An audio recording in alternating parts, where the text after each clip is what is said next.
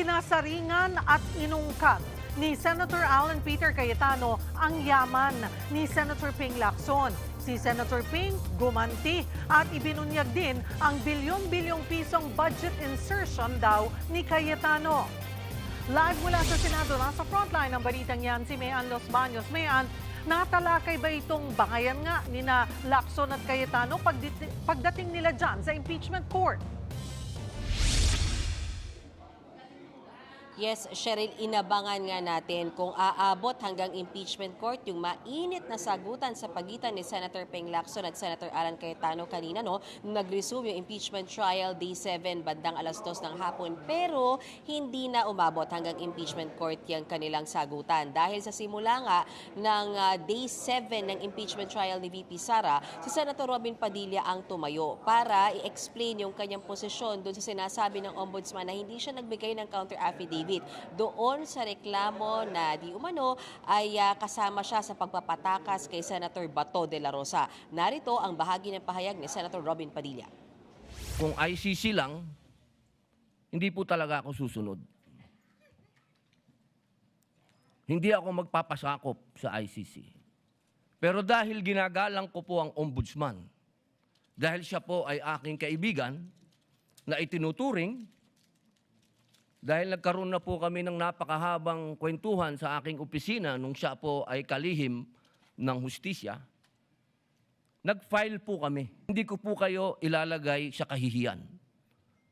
Ako po ay nag-submit ng aking counter affidavit.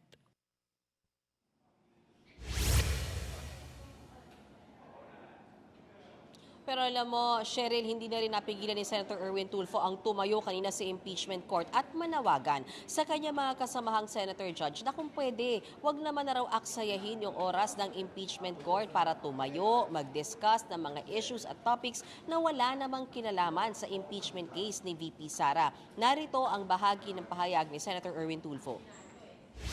Nagagamit ang oras po ng impeachment court sa pagtatanggol po ng mga nakaraang araw ng sarili ng ilan sa mga kasamahan natin sa mga akusasyon. This is not the right forum and the right venue and not the right time to explain your situation. Huwag po nating gamitin ang oras ng impeachment court sa pagpapaliwanag o sa pagtatanggol ng ating mga sarili.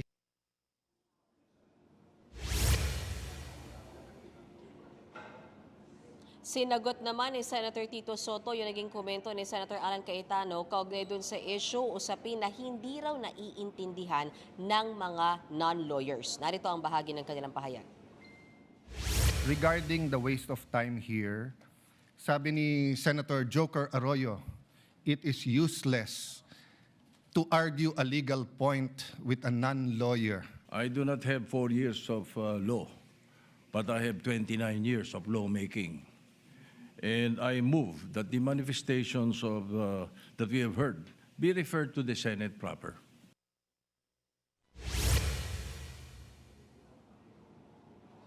Pero Cheryl, bagong impeachment trial day 7 ngayong Lunes, balikan natin itong weekend kung saan nagkaroon ng mainit na sagutan sila Senator Ping Lacson at Senator Alan Cayetano ng magkaungkatan ng yaman at nagkaungkatan din ng di umano'y ghost project sa Taguig. Narito ang aking report. Bago pa man ang mga tanong sa impeachment trial, nagkaungkatan na ng yaman sina Senator Judges Alan Peter Cayetano at Ping Lacson. Nagsimula ang banggaan matapos mag-Facebook Live si Senator Alan Peter Cayetano nitong Sabado, na nasundan ng isa pang Facebook Live at isa pa ulit hanggang Linggo, at sumama pa sa Facebook Live ng kapatid niya si Senator Pia Cayetano. Hanggang kaninang hapon, umisa pa ulit ng Facebook Live. Kabilang sa mga binanggit ni Senator Alan Peter Cayetano ang mga panawagang ipasapina ang bank records at tax records ni Vice President Sara Duterte.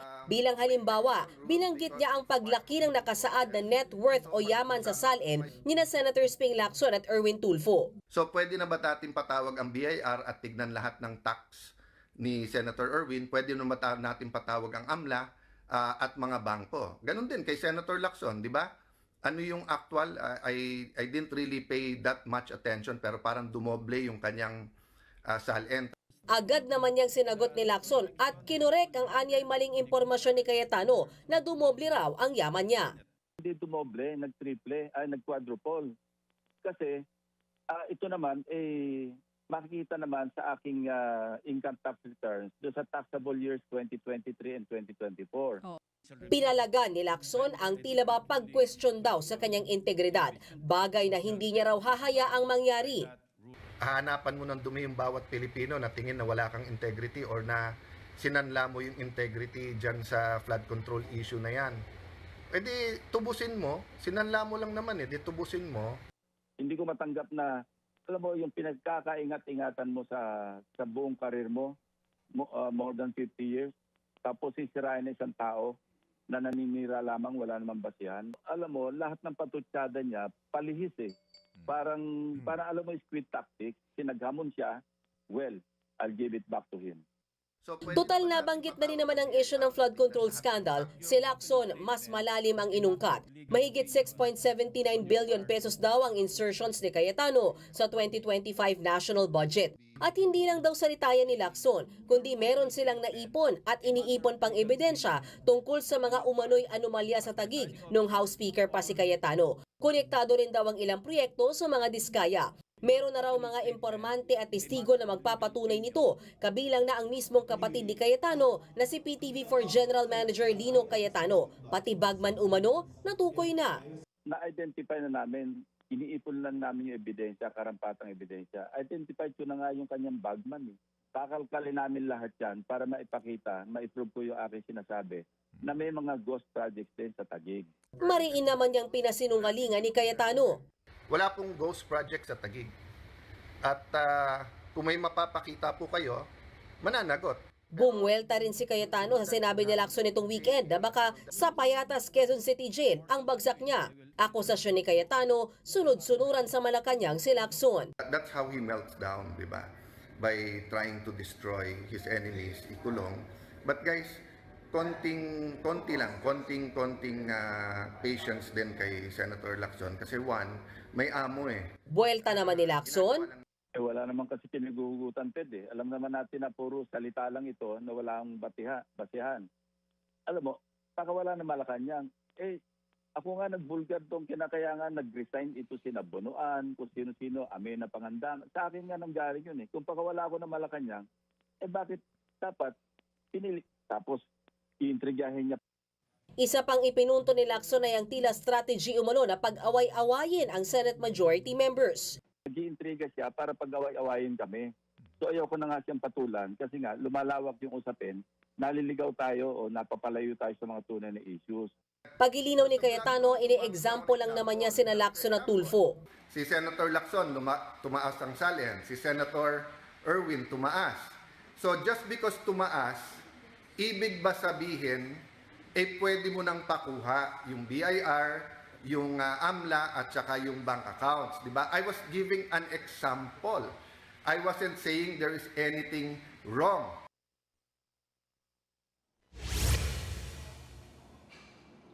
Cheryl, dahil hindi na nga umabot sa impeachment court yung mainit na sagutan nila Senator Ping Lacson at Senator Alan Cayetano, nagdesisyon na rin kanina sa umpisa pa lang ng impeachment trial si Presiding Officer Senator Chis Escudero na yung mga topics for discussion, manifestation ng mga senador on topics na walang kinalaman sa impeachment trial or impeachment case ni VP Sara Duterte, baka pwede ay sabihin na lamang nila o ilabas na lamang nila sa resumption ng sesyon ng Senado, which will be next Monday na rin naman, kasabay ng SONA ni Pangulong Bongbong Marcos. So sabi nga ni Senator Chis, konting araw na lang naman ang hinihintay at lahat naman sila magkikita-kita araw-araw na rin sa sesyon ng Senado.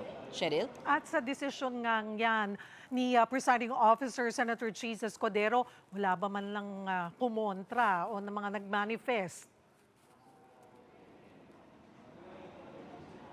Bago nagdesisyon, Cheryl, si Presiding Officer Cheese, ang sinasabi kasi ni Senator Alan Cayetano, mahalaga na tumayo sila sa impeachment court kahit pa iba yung topic, pero kung ang naaapektuhan daw ay integridad ng impeachment court at mismong ng mga senator judge. So ang sinasabi niya na Senator Alan Cayetano, as long as may kinalaman sa kanila at imahe nila bilang senator judge at impeachment court, tatayo pa rin sila. So tignan natin in the days to come kung hanggang saan yung pagsunod nila sa ruling ni Senator Cheese Escudero. Kasi ang sinasabi ni Senator Cheese kanina, intindihin na lang din daw kung bakit nga sa impeachment court na pag-uusapan yung iba't ibang issue kasi nga doon lang daw sila nagkikita-kita sa ngayon dahil walang sesyon. Pero by Monday naman next week, maraming beses silang magkikita-kita, Cheryl, dahil nandyan yung session, nandyan ang impeachment trial, nandyan ang committee hearings. So baka magkasawaan na rin sila, Cheryl. Baka maubos yung kanilang mga manifestations by that time, Cheryl. Pero meron na bang schedule ng hearing ang Blue Ribbon Committee na siyang nag-iimbestiga nga dito sa flood control? So far, wala. Wala pang susunod na hearing pero inaasahan natin yan na by the time na mag-resume ang sesyon by next week Monday, magsasabay-sabay na yung impeachment trial, sesyon ng Senado, committee hearing sa malalaking issue, kasama na nga dyan yung sa flood control at by August, which is 2 weeks from now, papasok na rin tayo sa budget season. So magsasabay-sabay talaga lahat yan. Cheryl, tignan natin kung paano nila pagkakasyahin sa kanilang oras, lalo na kung paano pagkakasyahin dito sa loob ng Senado dahil maliit nga lang. Ngayon pa lang, Cheryl, sa totoo lang, with the impeachment trial, puno yung mga committee rooms ng holding areas ng prosecution, ng defense at ng mga reporters covering different aspects of this impeachment trial. So those things we have yet to see once mag-resume ang session on Monday. Cheryl. Maraming salamat. Mayan Los Baños. Mga kapatid, Cheryl Cosing po. Maging maalam at may pakialam sa mga napapanahong issue at headlines. Mag-follow at mag-subscribe na sa social media pages ng News 5.